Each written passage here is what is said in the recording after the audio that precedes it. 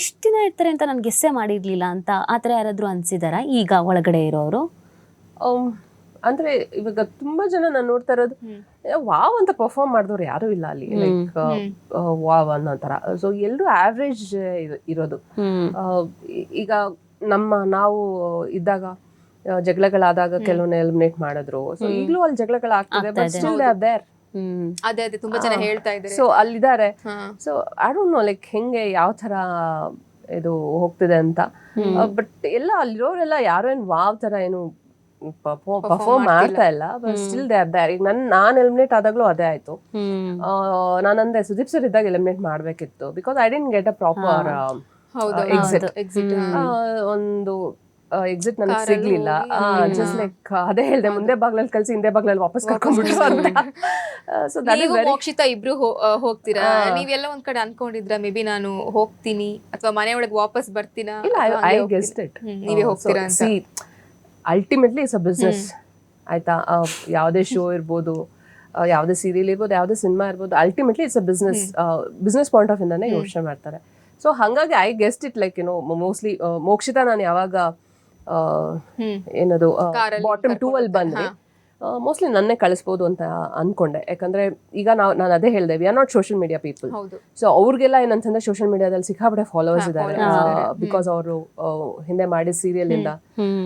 ನಾವೆಲ್ಲ ತುಂಬಾ inactive social media. ನಿಮ್ಗೆ ಅನ್ಸುತ್ತಾ ಅಂದ್ರೆ ಸೋಷಿಯಲ್ ಮೀಡಿಯಾದಲ್ಲಿ ತುಂಬಾ ಜನ ಫಾಲೋವರ್ಸ್ ಇದ್ರೆ ಓಟ್ ಬೀಳುತ್ತೆ ಅಂತ ಅನ್ಸುತ್ತೆ? ಓಟ್ ಜಾಸ್ತಿ ಬರುತ್ತೆ.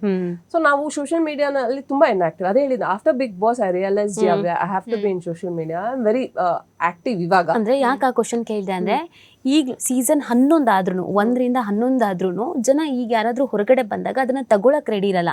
ಹೆಂಗ್ ಕಳ್ಸಿದ್ರು, ಇಲ್ಲ ಇದು ಓಟಿನ ಮೇಲೆ ಅಲ್ಲ ಅನ್ಸುತ್ತೆ, ಇವ್ರೇನೋ ಡಿಸೈಡ್ ಮಾಡಿರ್ಬೋದು. ಶಿಶಿರ್ಗೆ ಎಷ್ಟು ಜನ ಫಾಲೋವರ್ಸ್ ಇದ್ದಾರೆ, ಬಟ್ ಹೆಂಗ್ ಹೊರಗಡೆ ಬಂದ್ರು, ಕೆಲವ್ರ ಜೊತೆ ಕಂಪೇರ್ ಮಾಡ್ತಾರೆ. ಧನ್ರಾಜ್ ಅವರಿಗೆ ಹಾಗಿದ್ರೆ ಅಷ್ಟು ಜನ ಫ್ಯಾನ್ ಫಾಲೋವರ್ಸ್ ಇದ್ದಾರೆ, ಹೆಂಗ್ ಉಳ್ಕೊಂಡ್ರು ಅಂತ. ಸೊ ಅದಕ್ಕೆ ಹೇಳ್ದೆ, ನಿಮ್ಗೆ ಹಂಗ ಅನ್ಸುತ್ತಾ ಓಟ್ ಕೌಂಟ್ ಆಗತ್ತೆ? ಇಲ್ಲ ಅದನ್ನು ಕೂಡ ಇಲ್ಲಿ ಎಲ್ಲಾನು ಆಗುತ್ತೆ.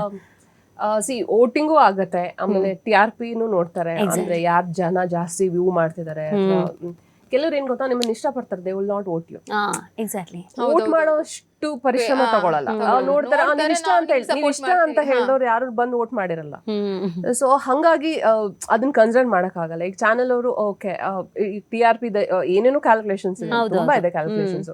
ಸೊ ಅದೆಲ್ಲ ನೋಡಿದಾಗ ಆ ತರ ಒಂದು ಮನ್ಸಲ್ಲಿ ಇಟ್ಕೊಂಡು ವೋಟಿಂಗ್ ಎರಡೂನು ಕಂಪೇರ್ ಮಾಡಿ ವೋಟ್ ಒಂದೇನೆ ಅಲ್ಲ, ಎಲ್ಲಾನು ಮ್ಯಾಟರ್ ಆಗತ್ತೆ. ಅಂದ್ರೆ ಹೆಂಗೆ ಇವ್ರ ಪೋರ್ಷನ್ ಬಂದಾಗ TRP ಹೆಂಗಿದೆ.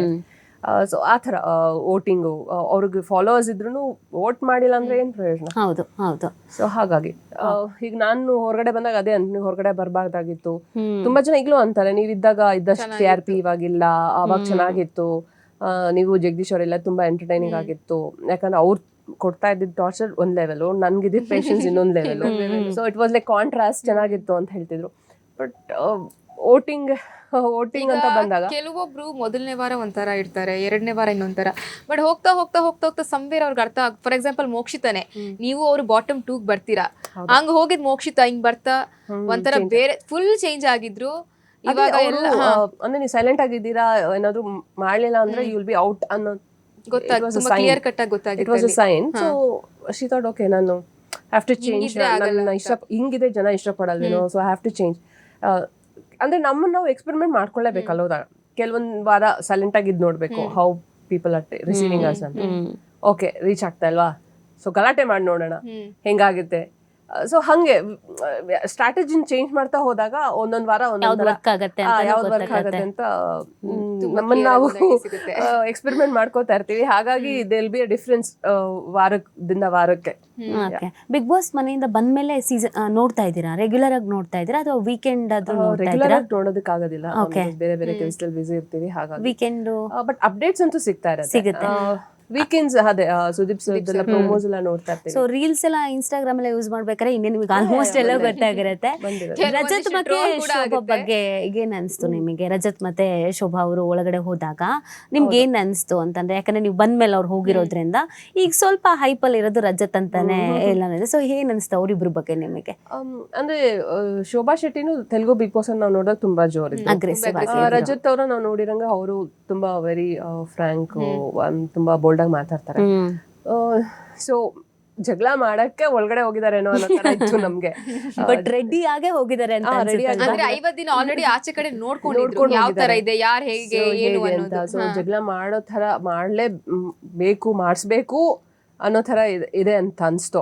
ಮೈಂಡ್ ಗೇಮ್ ತುಂಬಾ ಆ ಚೆನ್ನಾಗಿ ಇಬ್ರು ಕಂಟೆಸ್ಟೆಂಟ್ಸ್ ನ ನೋಡಿದಾಗ. ಬಟ್ ಅನ್ಫಾರ್ಚುನೇಟ್ಲಿ ಶೋಭಾ ಶೆಟ್ಟಿ ಹುಷಾರಿಲ್ಲ ಅಂತ ಹೊರಗಡೆ ಬಂದ್ರು. ರಜತ್ ಅದೇ ತುಂಬಾ ಅಗ್ರೆಸಿವ್ ಆಗಿ ಆಡ್ತಿದ್ದಾರೆ. ಇವಾಗ ಏನಂತಂದ್ರೆ ಒಂದಿಷ್ಟು ಜನ ಇವಾಗ ಜಗದೀಶ್ ಅವ್ರು ಇರ್ಬೇಕಿತ್ತು. ಮಾತಾಡ್ತಾರೆ. ಜಗದೀಶ್ ರಜತ್ ಜುಗಲ್ಬಂದಿ ಹೆಂಗಿರುತ್ತೆ ಅದೊಂಥರ ನೋಡೋದು ಇನ್ನೊಂಥರ ಚಂದ. ಯಾವ ತರ ಗಲಾಟೆ ಮಾಡ್ತಿದ್ರು, ಅಲ್ಲ ಇವರು ಅಗ್ರೆಸಿವ್ ಅವರು ಜಗಳ ಆಡ್ತಾ ಇದ್ರೆ ಏನಾಗುತ್ತೆ ಅಂದ್ರೆ ಅದೊಂಥರ ಬೇರೆ ಇವಾಗ ನಮ್ಮ ಜಗದೀಶ್ ಅವ್ರು ಇದ್ದಾಗ ಅದೇ ತಾನೇ ಎಲಿಮಿನೇಷನ್ ಆಯ್ತು. ತುಂಬಾ ಎಲ್ಲರೂ ಜಗಳ ಮಾಡೋದು ಶುರು ಮಾಡಿದಾಗ ಇರಿಟೇಟ್ ಆಯ್ತು. ಸೊ ಈಗ ರಜತ್ ಅವ್ರು ಒಬ್ರು ಜಗಳ ಐ ಮೀನ್ ತುಂಬಾ ಮಾತಾಡ್ತಾ ಇದ್ರೆ ಬೇರೆಯವರು ಸ್ವಲ್ಪ ಸೈಲೆಂಟ್ ಆಗಿದ್ದಾರೆ. ಚೈತ್ರ ಮತ್ತೆ ರಜತ್ ಅವ್ರು ಸ್ವಲ್ಪ ಜಾಸ್ತಿ ಚೈತ್ರ ರಜತ್ ಮೊನ್ನೆ ಧನರಾಜ್ ರಜತ್ಗೂ ಜೋರಾಗಿ ಗಲಾಟೆ ಆಯ್ತು. ಮತ್ತೆ ಸುದೀಪ್ ಸರ್ ಬಂದು ವೀಕೆಂಡ್ ಎಪಿಸೋಡ್ ನಲ್ಲಿ ಒಂದು ಪನಿಷ್ಮೆಂಟ್ ಕೂಡ ಕೊಟ್ಟು ಕಾಂಪ್ರಮೈಸ್ ಎಲ್ಲ ಮಾಡಿಸಿದ್ರು. ಸೊ ಹಂಗೆ ನಮ್ ಬರೀ ಕಿರಿಕಿರಿ ಇದ್ರೆ ಅದ್ ತುಂಬಾ ಬೇರೆ ಎಲ್ಲೋ ಹೋಗ್ಬಿಡತ್ತೆ. ಅದನ್ನ ಕಂಟ್ರೋಲ್ ಮಾಡೋಂಥವ್ರು ಇರ್ಬೇಕಾಗತ್ತೆ. ಅವಾಗ್ಲೇ ಕಂಟ್ರೋಲ್ ಸಿಗೋದು. ಒಂದ್ ಮೀಲ್ ಕಂಪ್ಲೀಟ್ ಆಗ್ಬೇಕಂದ್ರೆ ಎಲ್ಲ ಇರ್ಬೇಕು. ಉಪ್ಪು ಹುಳಿ ಖಾರ ಸಿಹಿ ಎಲ್ಲ ಇರ್ಬೇಕು. ಸೊ ಇದು ಬರೀ ಖಾರ ಆಗ್ತಾ ಇದ್ರೆ ಎಂಥವ್ರಿಗೂ ಕಣ್ಣಲ್ಲಿ ನೀರು ಬಂದ್ಬಿಡುತ್ತೆ. ತಿಂದಿದ್ ಬರೀ ಖಾರನ ಎಷ್ಟು ಅಂತ ತಿಂತೀರಾ. ಸೊ ಹಾಗಾಗಿ ಬೇಕು ಅಂತ ಅನ್ಸ್ತು. ಬಟ್ ಅದೇ ಈ ಸೀಸನ್ ಅಲ್ಲಿ ಅದನ್ನ ತುಂಬಾ ಕಡಿಮೆ ನೋಡ್ತಾ ಇದ್ದೀವಿ. ಈ season we didn't see a perfect pair. ಒಂದ್ ಒಳ್ಳೆ ಫ್ರೆಂಡ್ಶಿಪ್ ಪೇರ್ ನೋಡಿಲ್ಲ, ಒಂದ್ ಪರ್ಫೆಕ್ಟ್ ಪೇರ್ ನೋಡಿಲ್ಲ.